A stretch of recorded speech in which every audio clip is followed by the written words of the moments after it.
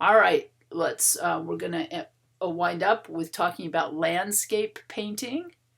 Fascinated with the awesome power of nature, Romantic artists were not surprisingly drawn to the genre of landscape painting.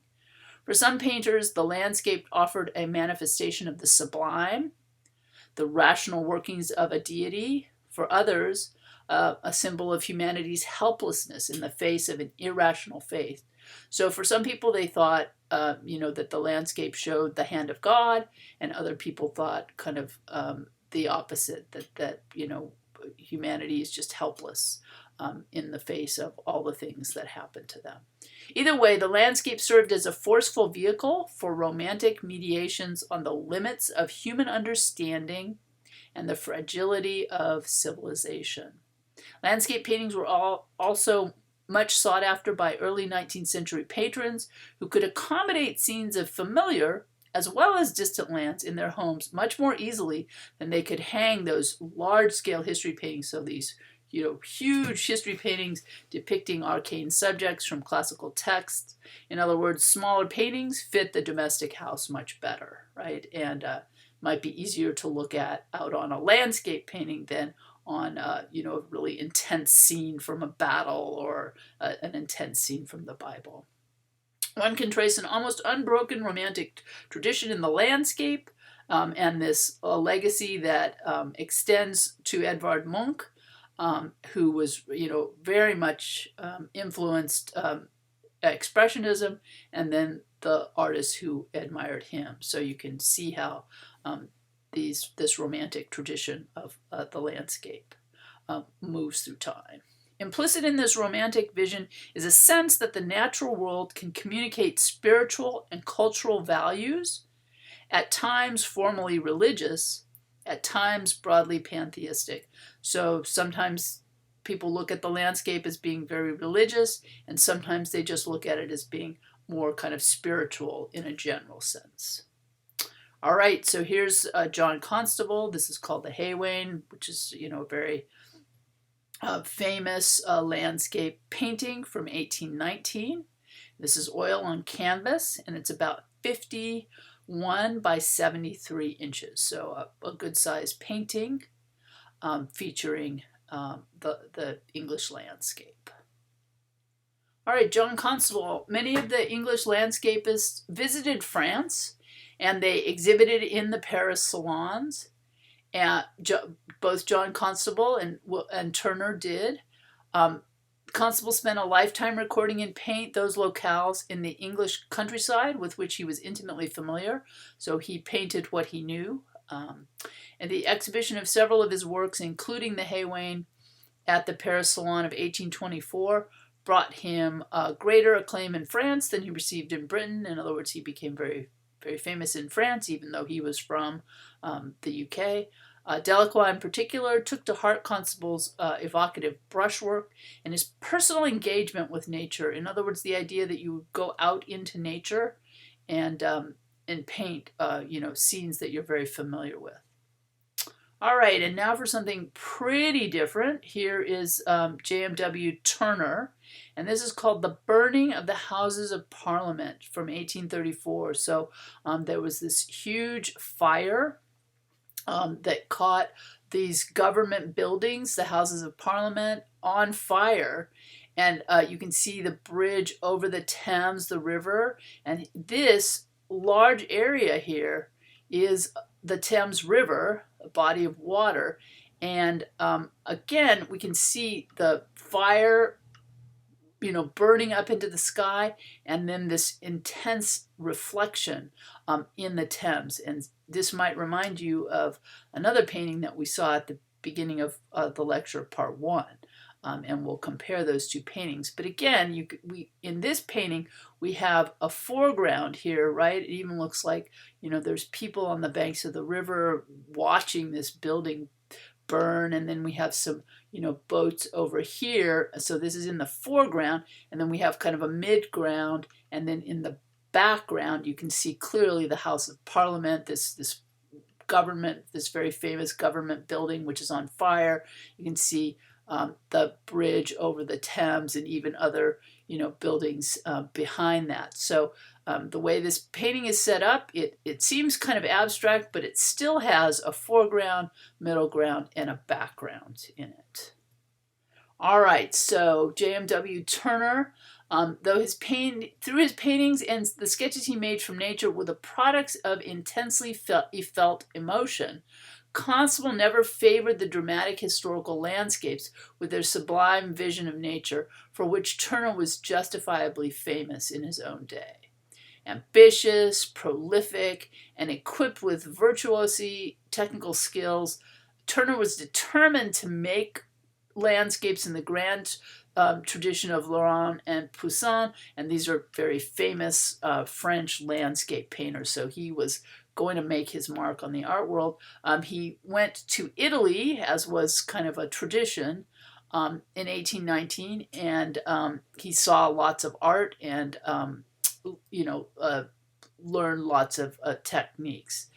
In his watercolors and oils, he favored his fascination.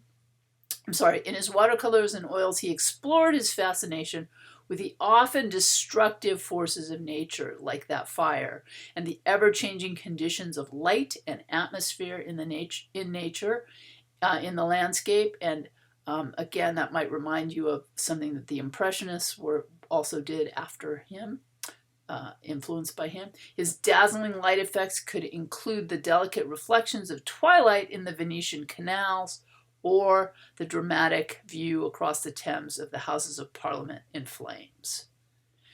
Turner's painterly style could sometimes verge on the abstract, and his paintings are especially relevant to developments in 20th century art. So again, these artists look back to Turner and were inspired toward abstraction by his paintings. All right, and so here we can compare these two paintings. And again, we talked about the foreground here. Looks like, we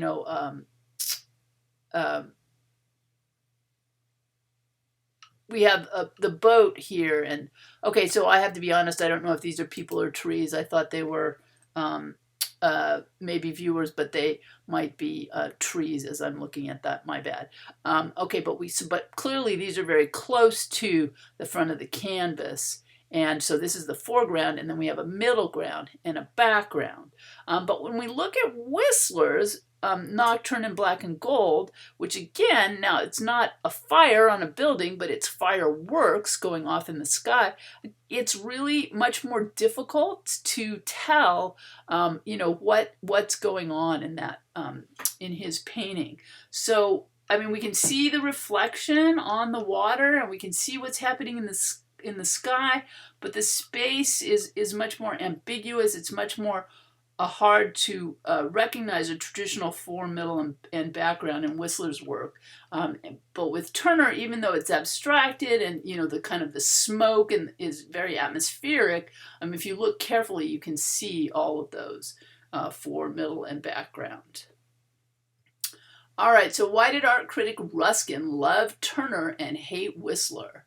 The degree to which Turner's subjective exploration of nature led him toward abstraction did not deter John Ruskin, so you remember our critic, John Ruskin, from heralding the painter as the most significant of modern artists. Viewers looking today at Turner's The Burning of the Houses of Parliament alongside Whistler's Nocturne in Black and Gold might wonder at why Ruskin rejected Whistler and loved Turner. Like Turner, Whistler gives the majority of his canvas to the striking play of light and color against the sky. Both painters appeal to technical experimentation to achieve the dramatic incendiary effects at the centers of their painting. One place where the two differ, however, is in their handling of space. Turner remains true to the classical construction of pictorial space as divided into a clearly discernible fore, middle, and background. Despite its violent subject, Turner's painting retains the balance and symmetry characteristic of classical landscape work. So he's basing his painting on works from the past. Whistler, on the other hand, abandons these conventions, plunging the viewer into an uncertain position vis-a-vis the flash of fireworks and their reflection on the surface of the river. It's hard to tell what's going on in that painting. What is more, Whistler's subject, the regular fireworks display over an amusement park popular among the working as well as middle classes, evokes the cheap and artificial pleasures of urban life. So it's all about class again. Turner's work instead conveys the awesomeness of nature, and this is a much more appropriate theme for artwork in Ruskin's opinion. And this is here represented by the fire. So the fire represents the power of nature, which threatens to destroy this symbol of civilization, which is the House of Parliament, the House of Government. And so again, you can think about, which do you prefer? What do you think about these two paintings? Can you see why Ruskin, the art critic, loved Turner's more conventional painting in terms of space and theme, and hated Whistler's paintings for the same reason? And again, curious that Ruskin is trying to bring art to the middle and working classes, but Whistler's painting, which celebrates something that the working and middle classes love, these fireworks display, doesn't make the cut for Ruskin in terms of being a legitimate artwork. Turner, conventional portrayal of space and use of landscape as a more traditional theme. Whistler turns viewers on their heads as they try to understand which is the fireworks and which is the reflection of the fireworks on the water, and portrays fireworks which would have been enjoyed by the middle and lower classes, not the upper classes. So again, you know, what do you like? What do you think is more successful as a painting?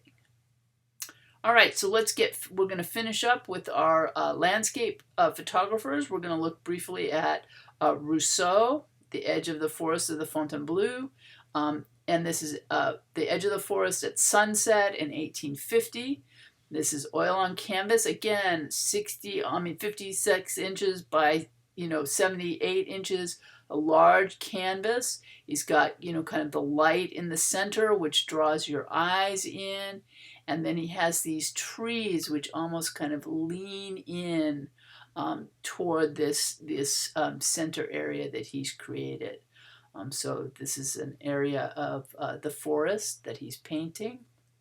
All right, Rousseau. Among the artists most closely associated with the romantic landscape of the Barbizon school was Theodore Rousseau. Instead of following the classical approach by visiting Italy and painting an idealized version of the Campagna, Rousseau deliberately turned to the French landscape. So instead of being like all the other French landscape painters who ran off to Italy to learn to paint, Rousseau says, no, I'm going to paint my French landscape. This is what I know, this is what I love. And he refused to endow his landscapes with mythological or other narrative scenes. In other words, he's just painting the landscape. It doesn't stand for anything. It's not telling a story. It's just what he sees when he goes out into the landscape. So he painted pure landscapes, believing that nature itself provided more than sufficient thematic content. In the forest around the Fontainebleau, Rousseau distills the essence of French culture and nationality, and he endows the scene with great intimacy by framing the view with trees that appear to bow, as if acknowledging the presence of the viewer. The vegetation, especially the lone backlit tree in the middle of the scene, seems more animated, even more alive than the cattle, who are also in the scene. All right, and we'll finish with Francois Millet. And again, this is a relatively small canvas, 21 by 26 inches. And Millet is very interested in the workers, these workers who work incredibly hard to work the land.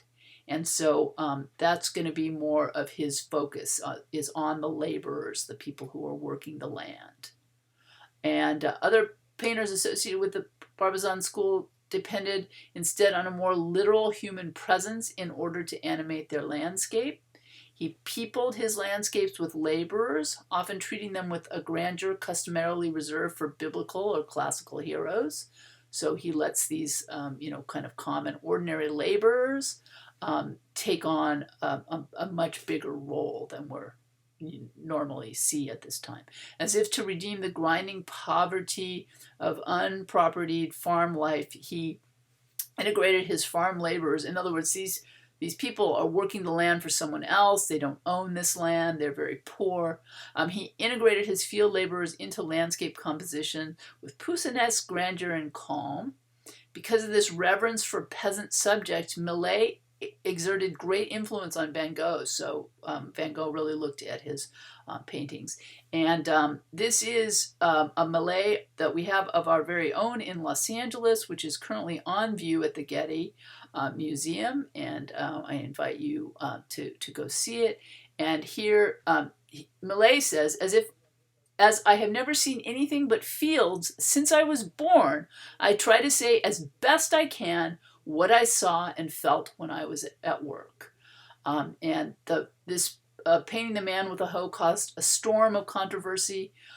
People considered him brutish and frightening, so the Parisian middle class were just horrified that this painting made it into the salon. And the Industrial Revolution had caused a steady exodus from French farms, and man as a hoe was interpreted as a socialist protest about the peasants' plight. So people thought that Millet was standing up for these laborers. Millet, on the other hand, said he wasn't a socialist. He wasn't an agitator. He believed that man was condemned to bear his burdens. For him, the farmer stands for every man. So everybody, who's alive and working, has a hard time. His face is lit yet composed of blots of color that give him no individuality. And he's big and dirty and exhausted by this backbreaking work. And a tribute to dignity and courage in the face of a life of unremitting exertion, man with a hoe was long considered a symbol of the laboring class. Go see it. All right, so we've got just a few concluding words about Neoclassicism and Romanticism and how they influence modernism. So both Neoclassicism and Romanticism can be seen as products of the Enlightenment, and they were influenced by different aspects of Enlightenment philosophy. And the Neoclassicists were influenced by this idea of the value of rationality, of accuracy, of clarity, and moral virtue. Through reason, they thought, the social as well as the natural order can be understood and improved. And rigorous academic training with its years of practice for them offered the most reliable guide to young painters. On the other hand, the Romantic painters valued the view of the emotional side of life. And Rousseau argued that natural, unpolluted human emotions offered the surest means of understanding truth. For Rousseau, only by feeling something could one truly know it. So you guys can see how these two, Neoclassicism and Romanticism, kind of take different points of view from the Enlightenment and bring those forward into to influence modern art. The strand of the Enlightenment finds itself at the center of Romanticism, where truth is sought by turning inward, where subjective experiences are the surest markers of genius. So you have to look inside yourself, not outside to other people's paintings. And conventional schools offered only corruption and lies, and other Romantic artists felt the same way. All right, so modernism develops because of the tension between these two schools of painting, and modernism can be understood as, Ruskin versus Whistler, a struggle between the forces of objective rationality and subjective expression. And at certain points, one or the other might seem to gain the advantage, but the tension between the two continues to exert its influence, and the other side is never far from revealing itself. This condition makes itself felt early in the 19th century with the appearance of another artistic mode of representation that contributed to the evolution of modernism called realism, and we will move on to realism. A literary as well as a visual style, realism pushed the Enlightenment penchant for dispassionate rationality and social improvement to its zenith. All right, thanks for hanging in for this long lecture, and we're at the end. Here's just a quick definition of the Enlightenment.